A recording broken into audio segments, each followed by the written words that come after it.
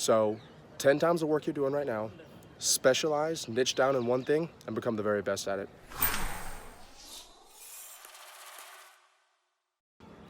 What's going on, guys? Ravi, Abuvala here. Really quick, check this out. I'm in India. This is a 2,000-year-old fort. Absolutely gorgeous. Look at my hair up here. Whoops. 2,000-year-old fort. Here's a pool right here. This whole area is my suite that I'm staying in. I've been in India for the past 14 days. Something really interesting happened to me yesterday. I want to run you guys through it. So we went to Agra, which is where the Taj Mahal is. And at the Taj Mahal, they're known for their textiles. Most specifically, they're known for, let me take my glasses off here. More specifically, they're known for their rugs, right? Creating the rugs, shipping them out all around the world, like those oriental rugs that you see that your parents are always telling you, don't ruin the rug, or don't step on the rug, or don't spill anything on the rug. And my parents used to have rugs like that as well. And they used to tell me how valuable they were and how much money they cost and don't spill anything on it. And of course, as a kid, I just didn't understand like the real work and labor that went into it. So while I was in Agra, I had the pleasure of going on a tour where we actually walked around this one of the #1 rug making places in the entire world.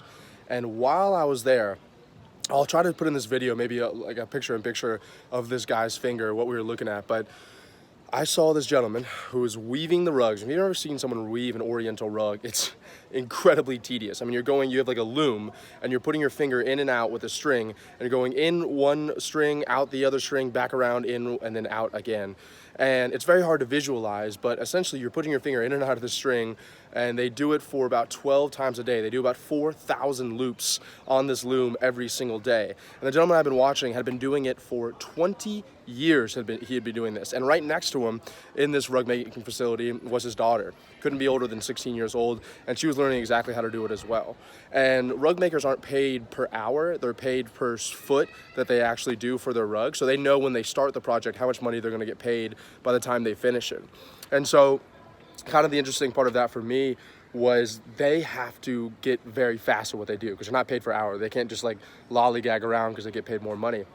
And what I want to ask you guys is this: how much of what you're doing right now shows up in your everyday life, right?